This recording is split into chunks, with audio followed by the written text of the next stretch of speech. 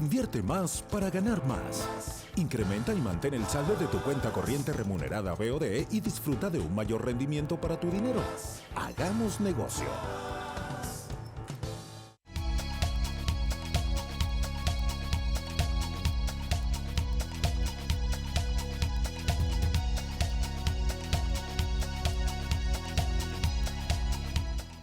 Bienvenidos a su programa Detrás del Dinero.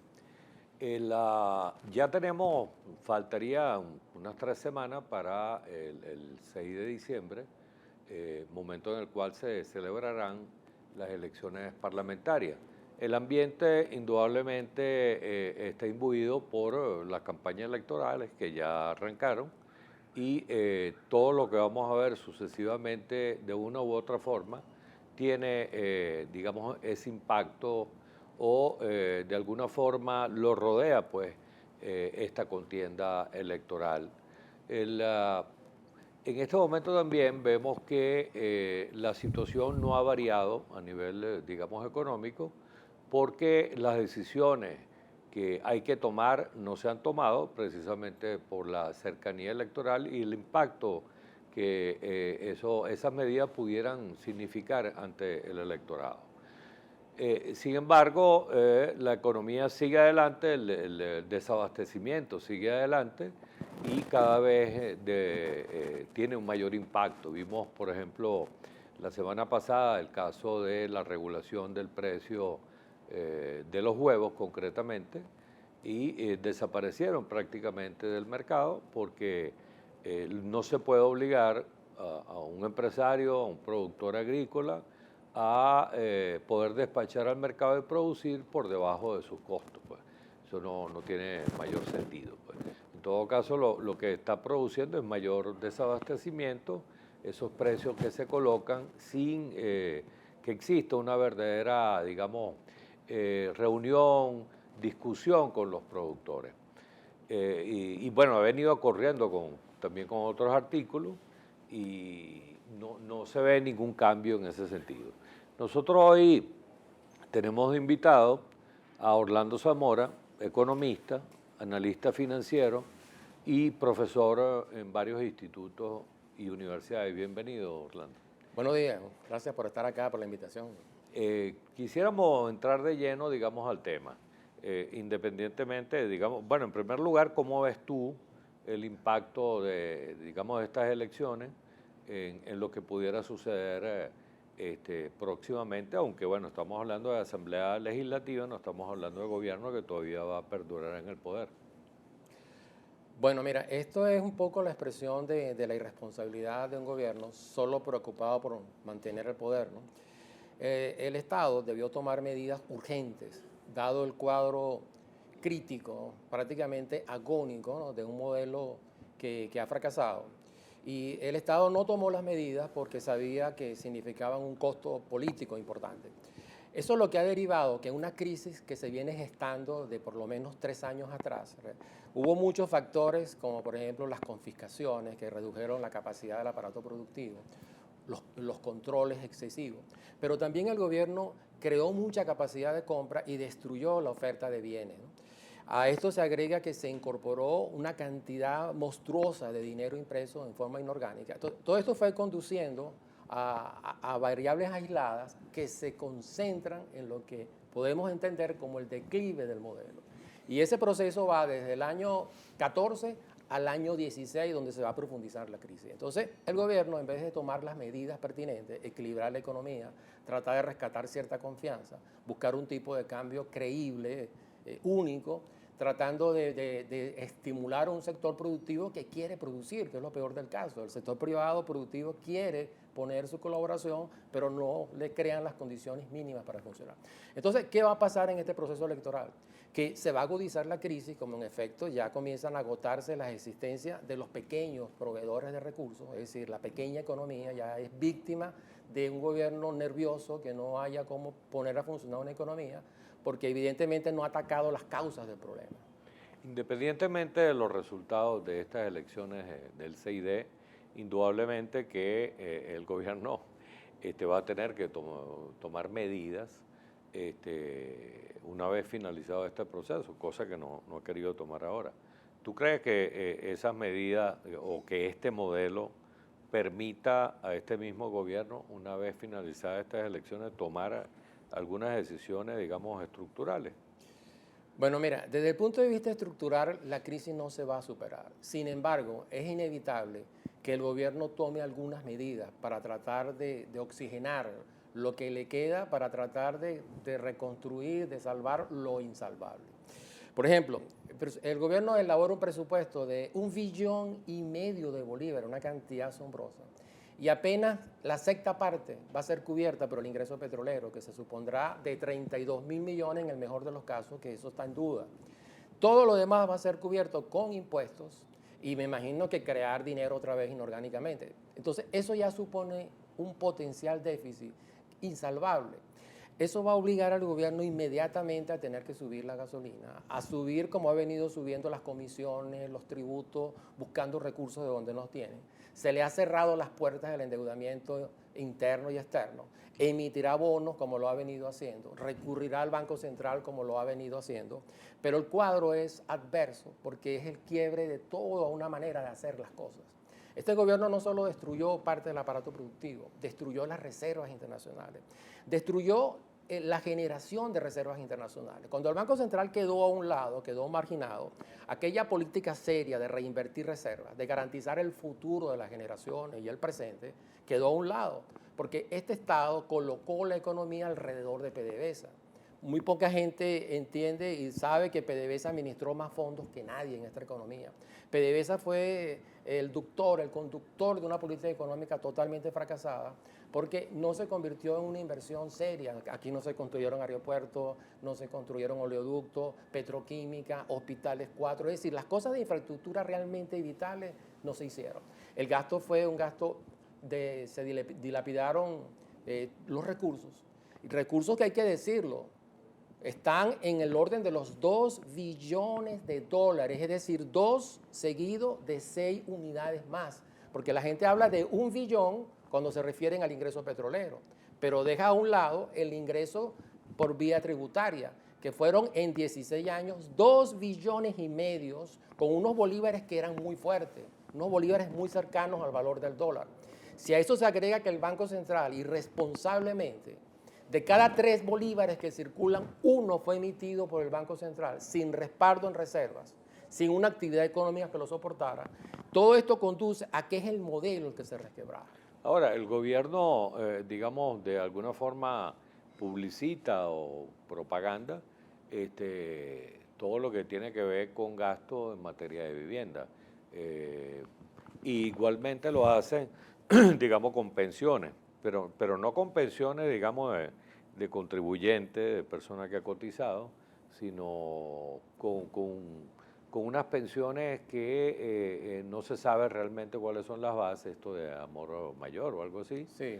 y que en un momento dado pudiera traer un colapso de todas las pensiones, porque no tienen sustento, pues, desde el punto de vista, aunque, digamos, es una acción positiva hacia la gente de la tercera edad, pero no es, por ejemplo, como en el caso, por poner un ejemplo, el caso de Italia, donde ahí tienes una pensión para los que cotizaron y después tienes una pensión social para aquellas personas ya mayores de edad que nunca cotizaron, pero que para acceder a ella necesita una serie de requisitos, que no tengas ingresos, que no tengas, digamos, propiedades, activos importantes y que realmente estés en una situación donde el Estado entra a auxiliarte, ¿no? Pero por el lado de la vivienda, digamos, ¿cuál es el impacto real? ¿Qué ha significado dentro de lo que es el gasto real y el presupuesto en materia de vivienda? Mira, para ser objetivo, hay que entender que ha habido algunas cosas positivas. Estas cosas positivas, cuando se sobrepesan con las negativas, no representan mucho, ¿verdad? Una de las cosas positivas fue la actividad de vivienda, un poco desordenada la construcción urbana, pero posiblemente se dirigieron 11.000 millones de dólares a financiar las viviendas. El financiamiento fue malo porque fueron un crédito exorbitante, pero sí logró paliarse en parte el déficit de vivienda. Pero el déficit de vivienda está sobre 2,5 millones de unidades. y el gobierno está cercano a las 740 unidades y está forzando la idea de afirmar en diciembre que ha construido 1 millón de viviendas. Esas cifras no son realidad porque ahí están refacciones, ahí están donaciones. La construcción real de viviendas está en el orden de las 300.000 viviendas, viviendas nuevas, que han sido muy mal manejadas desde el punto de vista de las asignaciones. Pero hay otra cosa positiva, que es las jubilaciones, que ahora van a incorporar 110.000 más, por lo tanto van a sobrepasar 2.700.000 jubilados. Es decir, hay elementos positivos, pero cuando tú lo comparas con la magnitud de los ingresos recibidos, es ridículo, porque el Estado recibió 2 billones, no me cansaré nunca de decirlo, 2 billones son 2 acompañados de 12 ceros en dólares, porque llevamos todos los impuestos a dólares, llevamos el dinero creado por el Banco Central a dólares y esto apenas, las misiones apenas representan el 5%. La vivienda ni siquiera llega al 1% en magnitud, en vivienda del 1% del de presupuesto. los 2 billones De que los 2 recibió el billones. Estado en 16 años. Por lo tanto, lo que se invirtió, por ejemplo, en la agricultura fue bastante grande, pero hoy notamos que lo que se ha hecho ha sido ineficiente. No hay abastecimientos de productos agrícolas, hortalizas, que es de la economía más elemental en ese O sea sector. que el gobierno ha expropiado a lo largo de muchos años cualquier cantidad de fincas y haciendas Bueno, mira, productivas y ¿cuál es el resultado al final de esto? Porque bueno, mira, no se ve en es que términos... fue una política destructiva, porque cuando tú confiscas unas 200 fincas que eran productivas, cuando tú confiscas 1.400 empresas, cuando tú creas 700 empresas, cuando creas un emporio alrededor de PDVSA de 270 empresas, cuando tú agarras 5 ministerios y a cada ministerio le asignas 20, 15, 30 empresas, creas todo un aparato empresarial costosísimo porque se devoró 2 billones de dólares como funcionamiento, como modelo, improductivo, incapaz de abastecer. El Estado más que nunca es dependiente de las importaciones hasta de alimentos. Por lo tanto, fue una destrucción al aparato económico productivo. Se arrinconó al sector productivo agrícola porque se le negó fertilizantes, se le negó insumos, se le negó productos vía encarecimiento del dólar. Porque el gran aporte del modelo fue destruir las reservas internacionales y los mecanismos para generar y tratar de preservar el ingreso en divisa. Se lo dio a PDVSA. Y PDVSA, de manejar 300 millones de dólares, pasó a manejarte en 8 o 10 años 300.000 millones de dólares sin que le explique al pueblo venezolano cuál fue el destino de esas enormes cantidades. Ahora, ese modelo está más que agotado, ¿no? Con sus diferencias, digamos, pero ya lo experimentaron la Unión Soviética, la ex Unión Soviética, incluso, digamos, lo que era el gobierno alemán de la República del Este, que al fin y al cabo son alemanes y son gente Esa fue eficiente. la mejor experiencia, fue la alemana, pero el modelo, como tú lo acabas de decir, tiene más de 46 intentos. Es decir, mira, las economías no se pueden hacer al margen de los mercados. Las economías no pueden ser al margen de los intereses y las búsquedas humanas, naturales, explicables, que es el emprendimiento humano. Entonces, estos modelos se basan en darle un gran poder al Estado. El Estado se burocratiza. Esto es un Estado que ya está cercano a los 2.700.000 empleados, donde tiene 300.000, es decir, que el Estado como Estado tiene 3 millones de ciudadanos ineficientes y productivos, costosísimo su funcionamiento, y el Estado destruyó las posibilidades de aperturar la economía. Nosotros en términos internacionales estamos fuera de cualquier contexto. Comparado con nuestros hermanos latinoamericanos, estamos en condiciones muy deplorables. Entonces, yo insisto que la primera demostración del fracaso del modelo es la magnitud de los recursos que fueron administrados. Pero también la realidad, ¿no? Porque toda persona, digamos, que se acerca o mayor de 40 años, ya comenta abiertamente que todo lo que se habla de la Cuarta República, sin embargo, los que nacieron, digamos, hace unos 40 años, iban al abasto y conseguían todo, desde pañales, alimentos, leche en polvo, etcétera.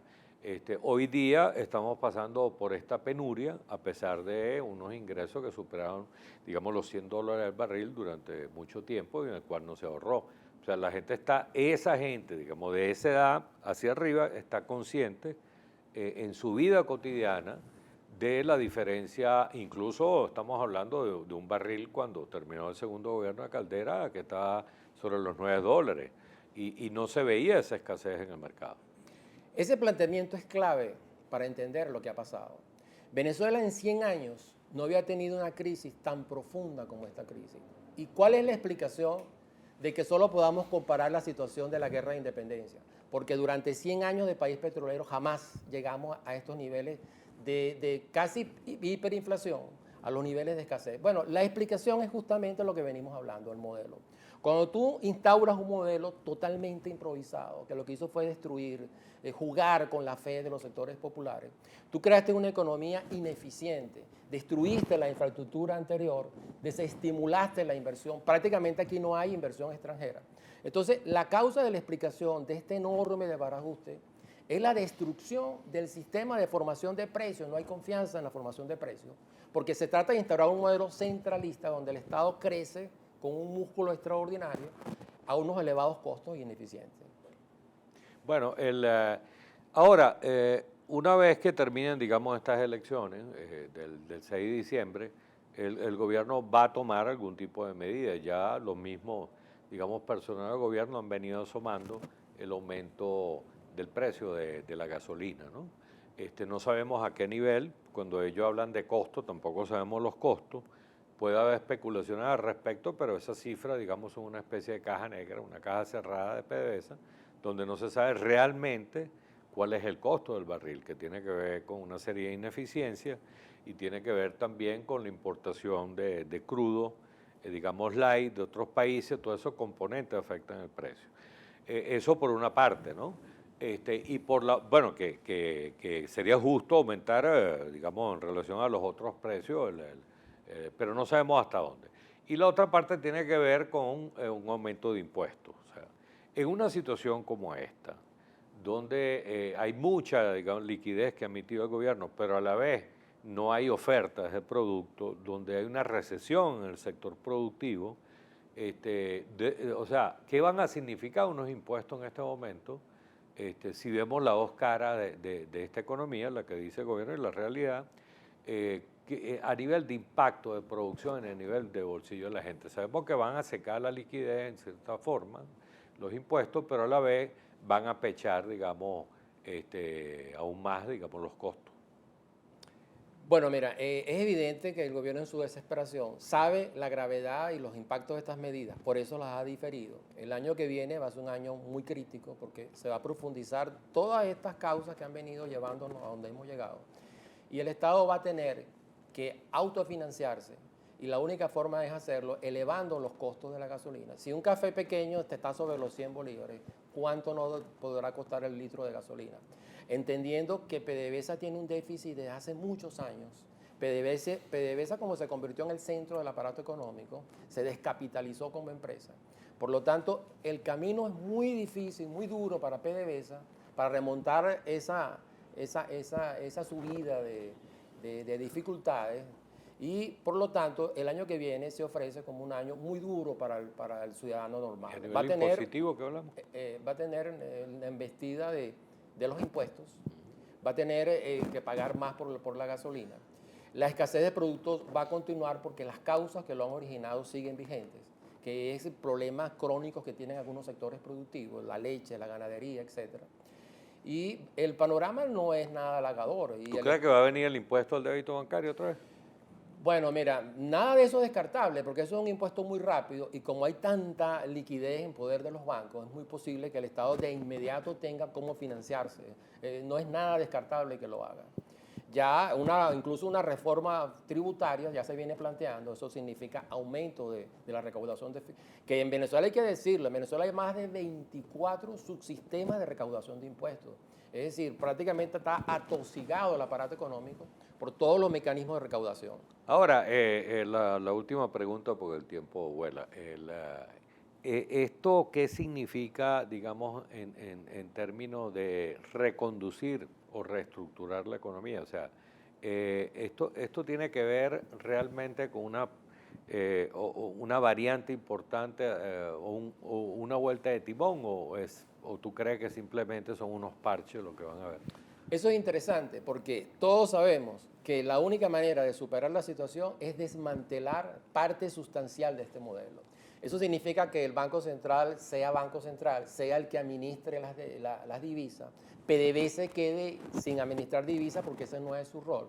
PDVSA tiene que reconstruirse como empresa.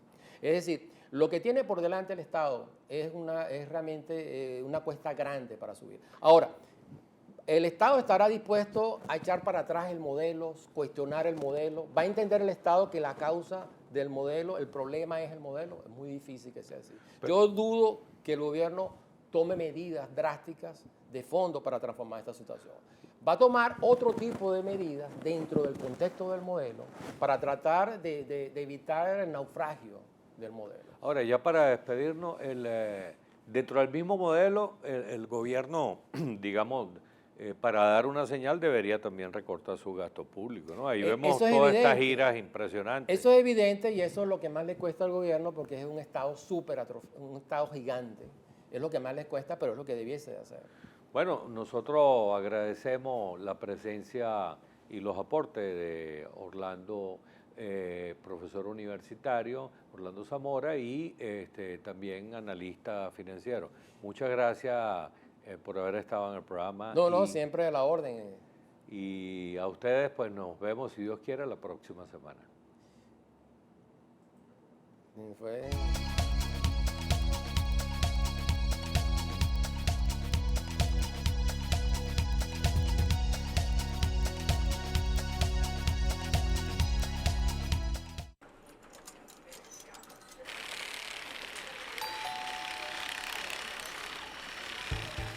Invierte más para ganar más. Incrementa y mantén el saldo de tu cuenta corriente remunerada BOD y disfruta de un mayor rendimiento para tu dinero.